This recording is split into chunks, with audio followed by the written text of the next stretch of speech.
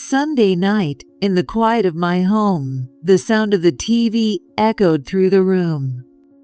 It was the usual scene coming from my husband's room. And there was only one reason: his love for historical dramas. Everyone in the family knew that this was his non-negotiable time. But I had reached my limit. My daughter's wedding was just around the corner. While the whole house was busy preparing, my husband was sitting in front of his TV, completely absorbed in his drama, as usual. Tears welled up in my daughter's eyes, worried that he might not even attend the wedding. My heart ached watching her, and I made up my mind. He is going to your wedding, and I will make sure he regrets it. I'm Karen, a 50-year-old working mother. I've been married to my husband, a businessman, for 25 years. We have one daughter, Madeline, and I always thought we were just an ordinary family. But over the years, my world slowly lost its color because of my husband's indifference. It all started when our daughter entered kindergarten. On the day of her first sports event, I said to my husband, "Let's go together." But as always, he was sunk deep into the couch, glued to the TV. It's the climax of my historical drama today. He said it so casually, like it was nothing.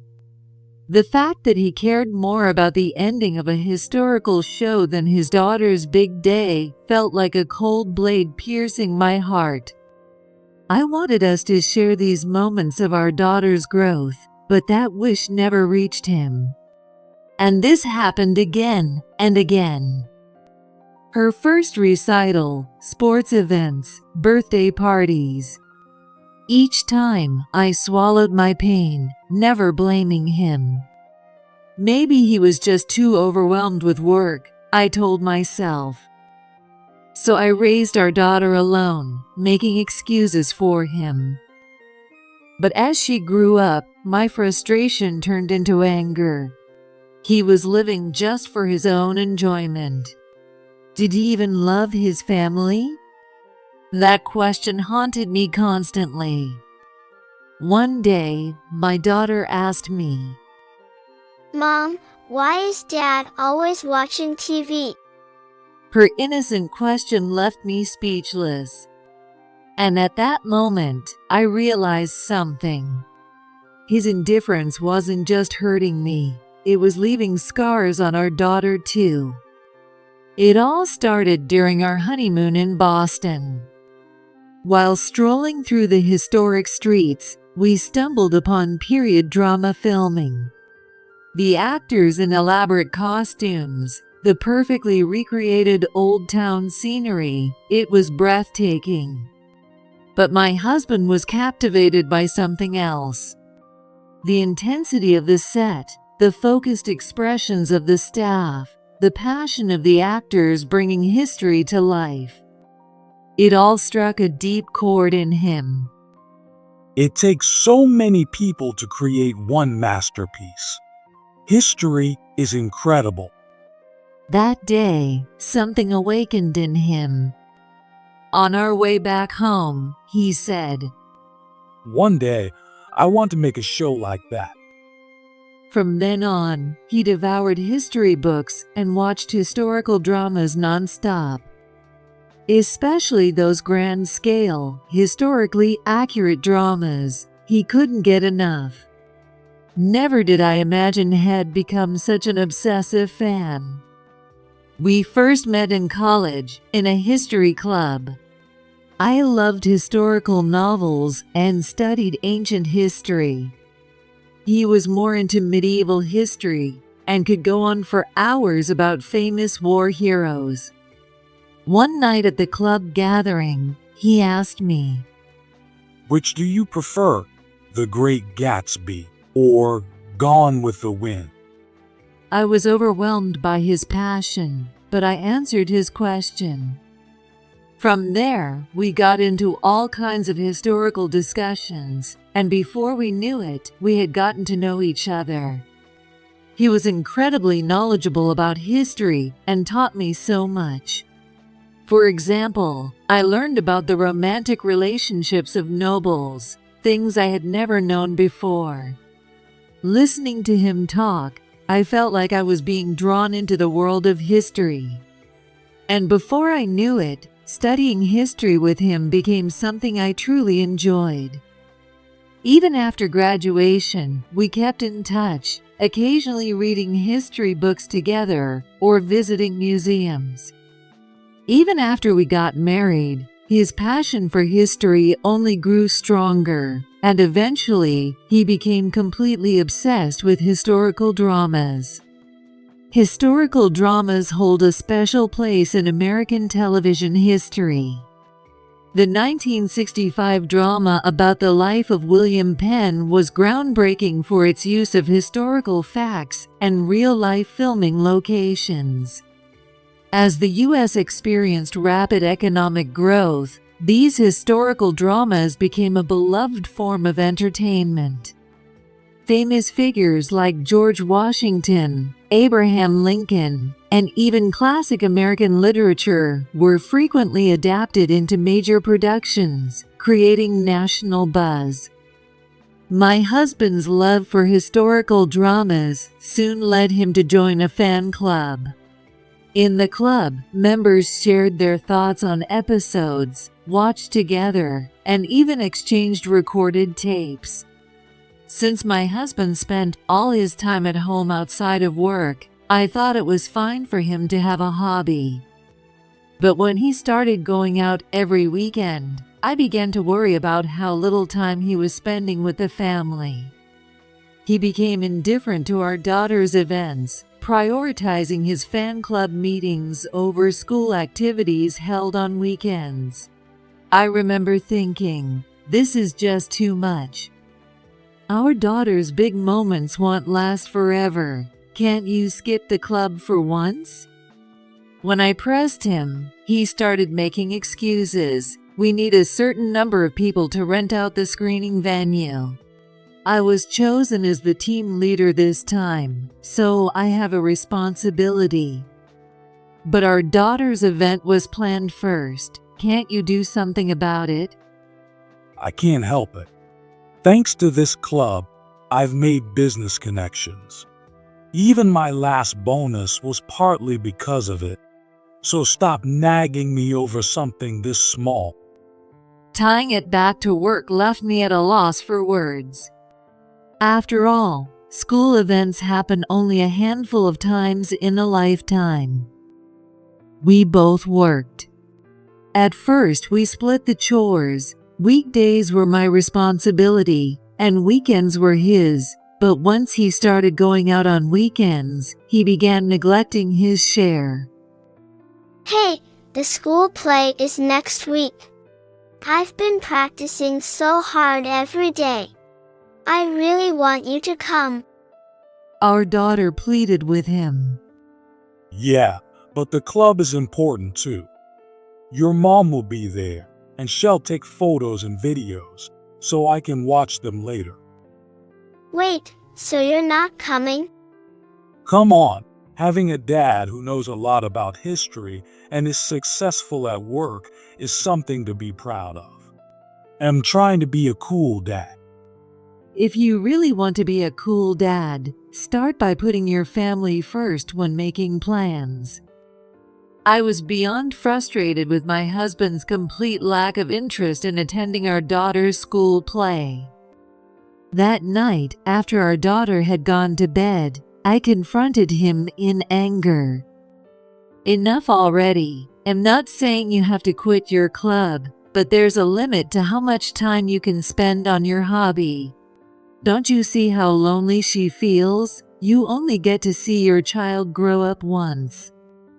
What's the big deal? Can I enjoy my own life?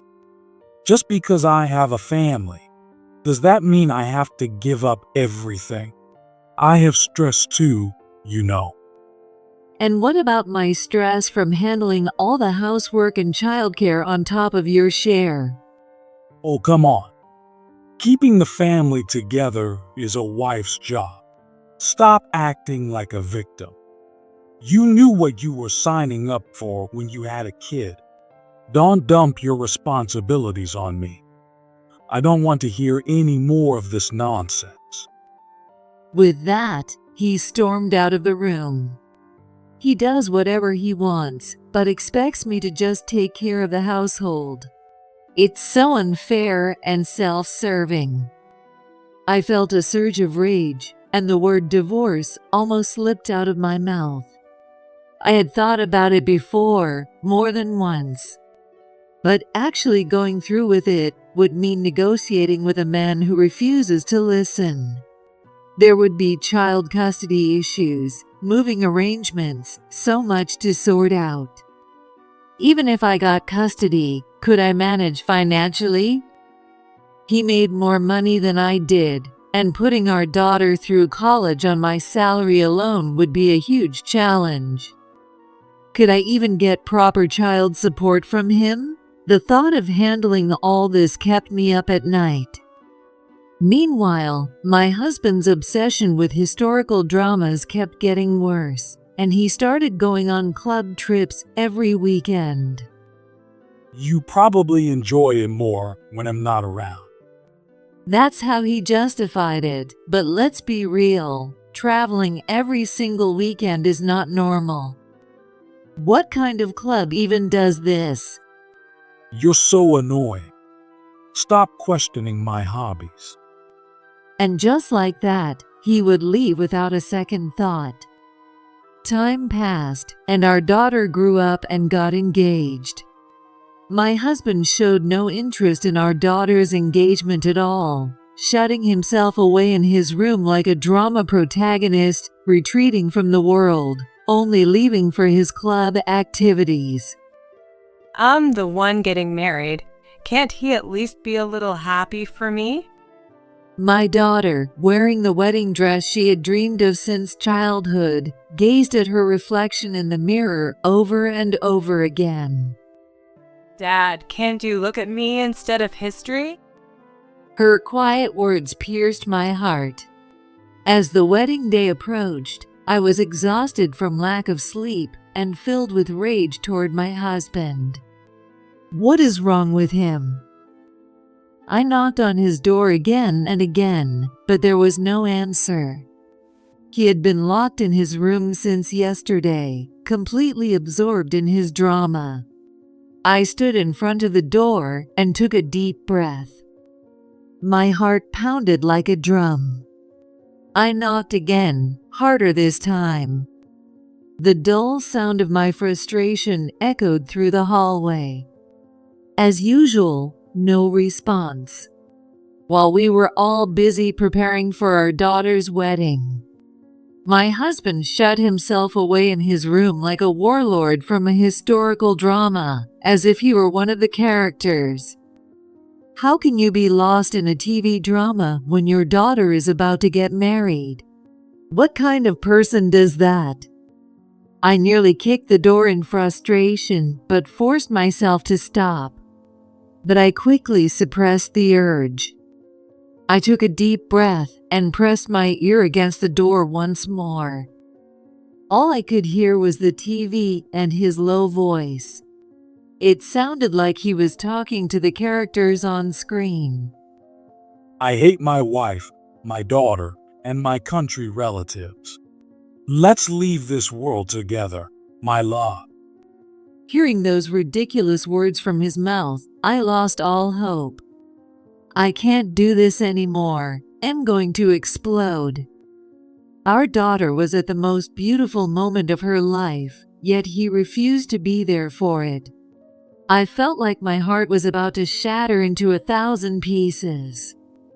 Why does he make his own family feel so abandoned? I deliberately asked loud enough for him to hear, but there was no response. Only the passage of time continued to cut into my heart. The clock hands moved relentlessly, and dawn was approaching. I lay down on the bed, but I couldn't sleep. At this rate, he was bound to cancel his attendance at the wedding at the last minute. I couldn't take it anymore.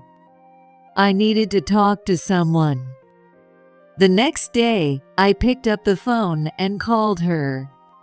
It was his grandmother, Kathy, who had raised him. My husband lost his parents in a car accident when he was in elementary school and was raised by his maternal grandmother. And when it came to her, my husband never disobeyed. Over the phone, she fumed. How could he be drowning himself in historical dramas when his daughter's wedding is right around the corner? I'll teach him a lesson. Seeing her so furious gave me a glimmer of hope. If anyone could get through to him, it was the woman who had raised him. Without hesitation, she came over to our house. Despite her usual strict demeanor, there was a hint of amusement in her eyes that reassured me. I've got an idea. We're going to drag him into history. Huh? I leaned in to listen. What do you mean? She gave me a sly smile. Her plan was to expose his twisted obsession with historical dramas in front of all the wedding guests. She knew that my husband loved nothing more than showing off his extensive historical knowledge in front of people. If we dangled that opportunity at the reception, he would undoubtedly show up. And once he started talking about his favorite subjects, he could easily go on for over 3 hours. Just like a drama protagonist uniting the country in the final episode, he would passionately praise historical dramas, eventually getting so carried away that he'd even start reenacting scenes. The guests, overwhelmed by his bizarre behavior, would inevitably start leaving one by one. Once he saw people walking out on him, he would finally realize how foolish he had been. I feel bad for Madeline, but unless he experiences that kind of humiliation, he'll never wake up. I resolved to go along with her plan. And then, the wedding day arrived. As expected, my husband locked himself in his room, immersed in his historical dramas, and flat out declared that he wouldn't attend. All right, time to execute the plan. Kathy and I burst into my husband's room with the force of kicking down the door, shouting, "It's time for battle. A commander who hides in his castle can't win a war." What the hell? My husband was caught completely off guard. I said, "Get moving. You're going to show off your warrior spirit at the reception." Fine. I shall ride into battle. Without realizing it was a trap, he agreed to attend, eager for the chance to flaunt his love for historical dramas. At the reception, about 100 guests gathered, mostly family members of the bride and groom. I felt bad, but we had my daughter wear a bold, multi-layered gown styled after a noblewoman's robes from centuries ago. Meanwhile, my husband arrived with a huge grin. As he entered, the theme song of his favorite historical drama played. I am Abraham Lincoln. He declared, striking a dramatic pose. The venue fell silent at the absurd scene, his outfit, the era, the theme, all completely mismatched. He marched down the aisle, banging on a drum. Everyone. His ridiculous antics caused a stir among the guests. Thank you all for listening. I am the bride's father. I am honored to host such a grand celebration today. Now, I'd like to take this opportunity to explain the fascinating aspects of history as seen through historical dramas, my passion. What I am about to share is the tale of a young hero. My husband began his wedding speech like a narrator from a historical drama. And the speech went on and on. After nearly 2 hours of his unbearably dull monologue, the guests started exchanging confused glances, murmuring among themselves.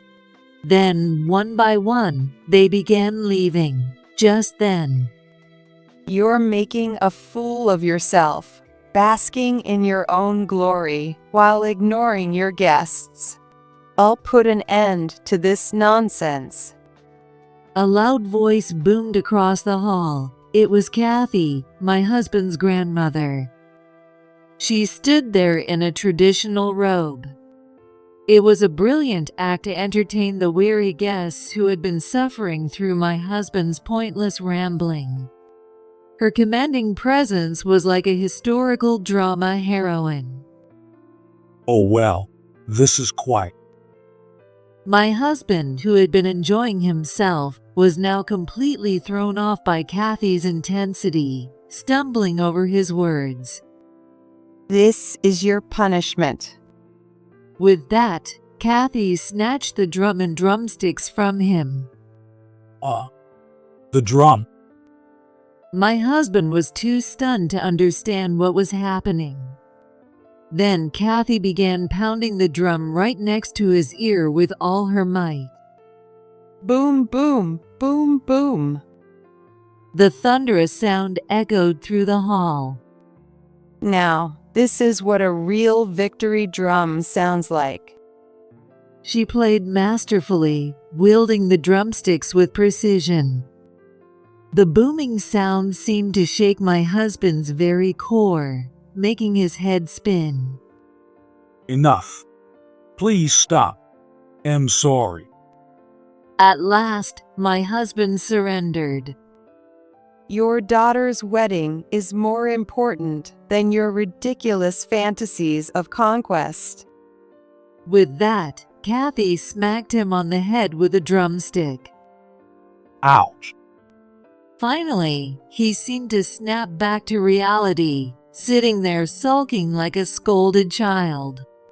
But even this punishment wasn't enough to break his twisted obsession with historical dramas. As soon as the wedding was over, he threw himself back into his club activities.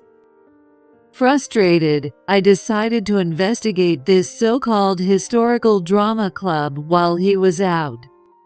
As I searched through his things, I found a borrowed videotape he had left behind at home. The label had the club's name on it, so I looked it up online and found their official website. The organizer's social media account was listed as a contact, so I checked it out. There were plenty of pictures of my husband and other club members, but oddly enough, none of them showed any actual screenings. There were many posts mentioning fun after parties following the screenings, often decorated with heart emojis. This had to be a singles meetup group disguised as a historical drama club. I was too stunned to speak. Abandoning his family to chase after young women, my husband's disgraceful behavior filled me with rage. But what caught my attention the most was a recent photo I found on social media. The same woman appeared in multiple pictures, always close to my husband. As I dug deeper, I found both my husband's and this woman's accounts. My husband wasn't using his real name, but his profile picture, his back turned, was unmistakably him. He had been liking her posts non-stop and leaving ridiculous comments like, "Your new haircut was cute, but this outfit looks amazing on you too, my princess." Inside the bag that held the recorded video, I also found a hotel receipt labeled couples discount. Not only was he neglecting his family, but he was also likely cheating. I wanted to find out exactly how my husband was spending his weekends, so I consulted my grandmother, who introduced me to a well-known private investigator. According to the detective, my husband had been pretending to be single at the club and had been spending the night at a hotel with that woman every weekend. After hiring the investigator, I started staying at my parents' house on weekends. One day when I returned home, I found my husband drinking in the living room. Where the hell have you been, leaving me all alone? Didn't you say you preferred being by yourself? I'm going to start living at my parents' house from now on. What? A wife's job is to support her husband. You should be putting me first. I ignored my husband's yelling and walked out of the house. I was certain he wouldn't come near my parents' home since he was terrified of my strict father. No matter what hardships lay ahead, I was determined to get through them and divorce this idiot husband. A week after I left home, my husband called me nonstop every day. Eventually, I got fed up and answered out of sheer annoyance. Finally, you picked up. Looks like you've come to your senses. Isn't it about time you came home? I'll forgive you. Out of the kindness. What kind of nonsense are you talking about? His usual condescending tone made my blood boil. I have no reason to go back. Are you seriously refusing when I'm telling you to come home? And why exactly should I obey you? Because I'm the head of this household. It's only natural. If you want listen, I'll have you executed. You call yourself the head of the household, but I haven't seen any money deposited into our account. Want me to send you a photo of the bank statement? No, I transferred the money. Stop making baseless accusations. Oh, then we'll need to take this up with the bank and demand an investigation. Wait, no. That won't be necessary. Realizing he had been caught skipping the deposit, my husband started panicking. Well, you see, I've had a lot of expenses lately. That's all. Anyway, you can come back anytime. He rushed through his words and abruptly hung up. Hearing him stumble over his excuses was hilarious. The investigation revealed that the woman he was cheating with was single and living with her parents. If she was meeting up with my husband, they obviously needed a place, and if he was booking hotels, it was no wonder he was running out of money. Another week later, my husband started calling me frantically again. Hey, because of you, I'm dealing with a huge misunderstanding. Fix this now. What are you talking about? The neighbors are spreading weird rumors that we got divorced. Apparently, people in the neighborhood had noticed my absence and started asking questions. My wife just went to visit her parents for a bit. No big deal.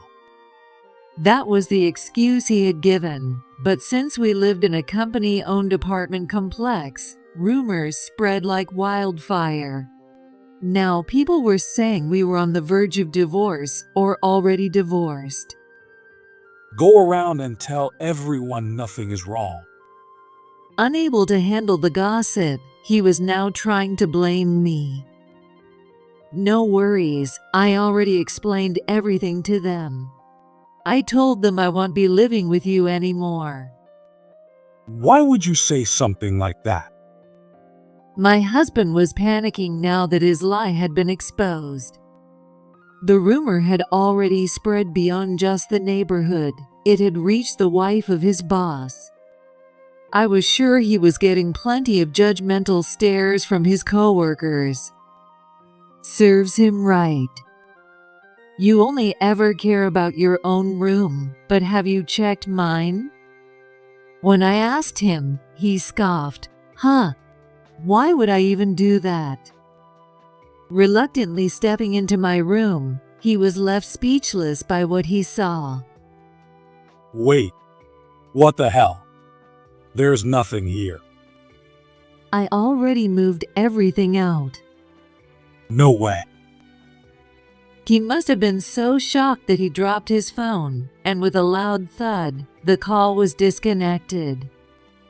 3 days later, at night, I was watching our home from the apartment next door with someone I had planned this with. Welcome.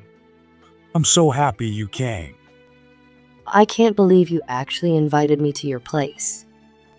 Thinking it was safe at night, my husband had brought his mistress home. I missed you so much. I just want to marry you as soon as possible. I'll give you all my love. As he whispered his nauseating words, she slowly leaned in toward him. Just then, "Oh no, an intruder has broken in!" I shouted as I walked through the door. What? Why are you here? My husband was so startled that he flailed around, breaking into a bizarre dance. It was the same pathetic dance he had performed at our daughter's wedding. "Oh, and who might this be?" When I asked, my husband quickly blurted out, she's the intruder. Hurry, catch her, and call the police." Desperate to get out of the situation, he scrambled for an excuse. But before he could dig himself any deeper, the woman lost it. You told me you'd give me all your love. And now this? How dare you call me an intruder after inviting me here? I don't know what you're talking about. Before he could run from his own words, she pointed at the camera next to the TV and smirked. "You do know that camera caught everything, right?" What? His already foolish expression turned even dumber. She pointed at the camera set up next to the TV and grinned. You two were in on this. You set me up. "Oh my, so you actually know this so-called intruder?" "Well, that doesn't really matter. I can check all the footage from this camera on my phone. I heard every single cringeworthy sweet line you just fed her. But if you have an explanation, I'm all ears." No, I got nothing. Watching him panic, the woman burst out laughing. Should we tell him now? "Sorry for taking so long to show up." Seriously, it was hard keeping a straight face while listening to all those cheesy lines. Seeing both of us laughing hysterically, my husband turned pale and froze. Wait, you two know each other? Not understanding the situation, he kept glancing back and forth between us, confused. "She's your mistress, right? From your little drama club." Taking my cue, the woman explained. I was stupid enough to believe you when you said you were single. I sincerely apologized to her. What? What is happening? Still unable to process anything, he just stood there in shock. I then pulled out all the evidence I had gathered, pictures of the two of them together, among other proof of his affair. "So, still planning to play dumb?" I'm sorry. Please, forgive me. Have mercy on me as a warrior would. Finally realizing there was no way out, my husband broke down in tears, dropping to his knees. I was wrong. I want to stay with you. Apparently, he had learned proper kneeling posture from his historical dramas. It was almost impressive.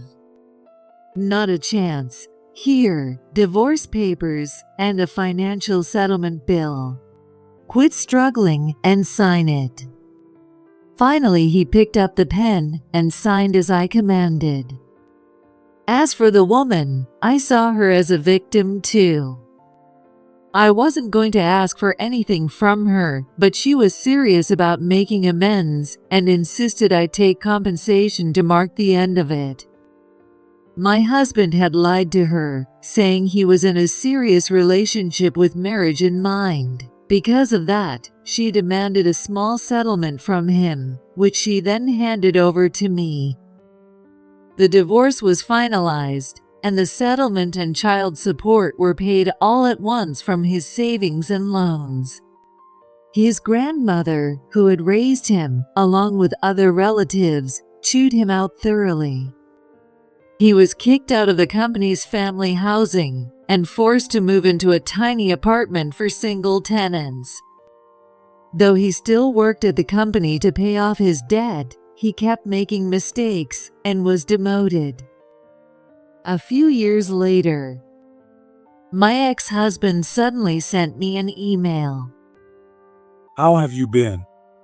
Lately, I keep remembering all the things we went through.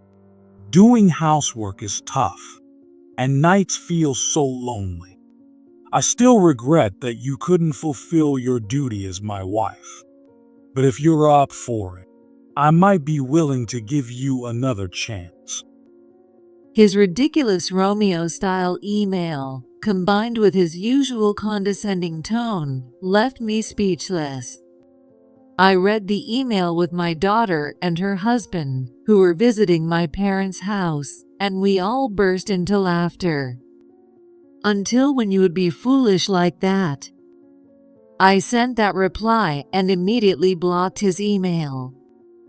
Later, I heard that my ex-husband had been arrested for trespassing at a film studio. And the way he got caught was absolutely hilarious. He had sneaked into the props warehouse, put on a ridiculous feudal lord's wig and white painted costume, and was standing there admiring himself while holding a folding fan. Truly an idiot. Free from his control, I felt like a butterfly emerging from its cocoon, spreading its wings into a new life. A well-timed midlife divorce. It wasn't an easy decision, but I can still vividly remember the overwhelming relief of breaking free from that suffocating life. After the divorce, I focused on my career and found more time for hobbies. But above all, the best part was being able to spend more time with my daughter. Weekends became our tradition for taking my parents on short trips to beautiful scenic places. During our last trip, my daughter and I did the barbecue under the night sky. Gazing at the countless stars, she turned to me with a smile and said, "Mom, I'm so glad you look happy now." Her words touched my heart deeply. It felt like I had finally come out of a long, dark tunnel and stepped into the light. Now that I can do what I truly want, I realize I am finally happy.